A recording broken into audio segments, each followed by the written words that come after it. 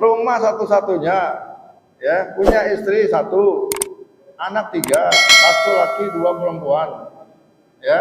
Bagaimana ketika suaminya meninggal dunia? Apakah harus dijual dulu baru dibagi waris, atau bisa langsung dibagi waris? Bisa langsung? Tuh, jawabannya udah jelas. Bisa langsung, bahkan bukan cuma bisa langsung, dianjurkan secepatnya langsung dibagi meskipun rumahnya belum laku dijual. Ya, karena hakikat daripada pembagian waris itu adalah mendeklar kepemilikan harta yang ditinggalkan oleh si mayit supaya jelas. Kalau sudah jelas, maka kewajiban dan hak terhadap konsekuensi dari harta yang ditinggalkan itu akan jelas semuanya. Ya, ingat pelajaran yang dulu, ya. Hakikat harta itu milik siapa? Milik Allah yang dititipkan kepada hambanya yang masih hidup. Ketika yang dititipkan meninggal dunia, maka harta itu milik siapa lagi? Kembali kepada siapa? Kembali kepada Allah. Dan Allah sudah tetapkan siapa yang menjadi pemegang pemilik harta berikutnya. Sudah ditetapkan sama Allah. Ya. Jadi itu ketika misalkan bapak meninggal dunia, itu sesungguhnya harta bapak sudah ada hak kepemilikannya. Di situ istri bapak ada jatahnya 1/8. Ya, ibu bapak dapat 1/6. Ayahnya bapak di situ dapat 1/6. Kemudian sisanya untuk anak laki dan anak perempuan dengan ketentuan 2:1. Udah ada ketentuannya itu, sudah langsung. Cuma masalahnya enggak dideklar. Nah, deklar itulah dalam rangka untuk pembagian waris itu untuk mendeklar siapa yang menjadi pemegang atau pemilik harta berikutnya. Kalau sudah jelas, oh si istri dapat punya harta 12,5% dari harta yang ditinggalkan, dari rumah yang ditinggalkan. Oh, ayahnya dapat misalkan dapatnya 14%, misalnya begitu. Anak laki-laki dapat 25% misalnya, anak perempuan dapat 12,5%, misalnya seperti itu. Ya. Nah, kalau sudah jelas masing-masing saham yang dimiliki dalam rumah yang ditinggalkan tadi, maka jika ada kewajiban yang berhubungan dengan rumah itu menjadi kewajiban yang dibebankan sesuai dengan besaran saham yang dimiliki. Ya, contoh, rumah tersebut setiap tahun wajib bayar PBB. Kewajiban bayar PBB itu bukan tanggung jawab satu orang, tapi tanggung jawab seluruh ahli waris sesuai dengan porsinya masing-masing. Yang porsinya 12,5%, maka total PBB-nya berapa kalikan 12,5%, itu kewajibannya. Yang 25% kalikan 25% kali total PBB-nya, itu kewajibannya. Ya. Perkara kalau ada satu ahli waris yang mau bayarin semua, ya alhamdulillah. Yang lain berarti ya mendapatkan hibah dari yang membayarkan. Yang membayarkan dapat pahala, yang dibayarkan nggak berdosa. Senang dia, duitnya kagak berkurang.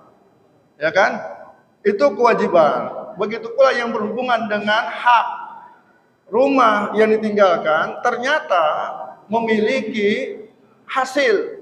Misalnya disewakan. Ada dapat uang sewa, ya setahun disewakan dapat 25 juta misalnya. Nah, duit 25 juta itu bukan milik istrinya si mayit, bukan, tapi milik seluruh ahli waris dengan sahamnya masing-masing. Yang 12,5% dapat bagian dari sewanya itu kali dengan 25 juta. Yang 25% kali 25 juta itu haknya dia. Jadi seluruhnya punya hak, ya. Itulah pentingnya kita kenapa setelah meninggal langsung dibagi. Jangan tunggu laku dijual, jangan. Ya. Ini kasusnya kejadian, Pak, ya. Dia betul-betul itu ya membagi waris, nunggu rumahnya dijual dulu baru bagi waris. Belum lama ini saya diundang untuk menyelesaikan kasus waris di buah kapal. Salah seorang jamaah saya di buah kapal itu. Ya, dia cerita panjang lebar. Terus saya tanya, Pak, mohon maaf, ini orang tua Bapak meninggalnya kapan? Tahun 1975. 1975, berapa tahun udah? Sampai sekarang, baru dibagi waris sekarang, Pak. Ya, 50 tahun lebih kan? 50 tahun kurang lebih. Dia baru bagi waris sekarang.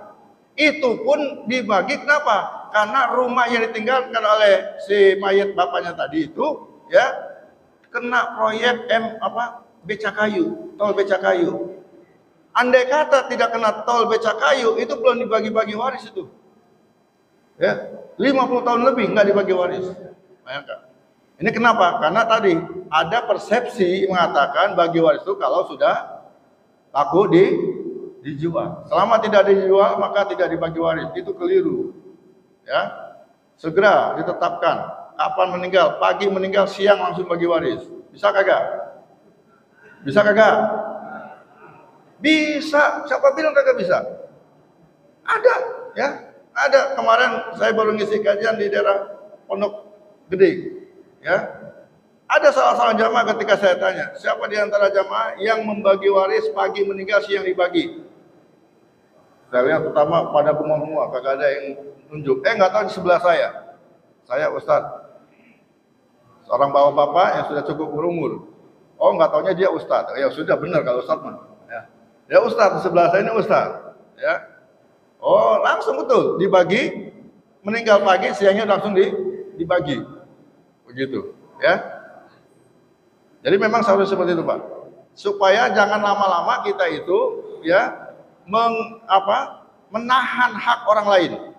Menahan hak orang lain itu sama saja kita zalim sama orang yang punya hak terhadap harta waris tersebut.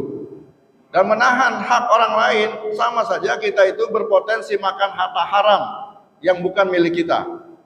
Ya, yang bukan hak kita gunakan, berarti haram itu hukumnya. Ya.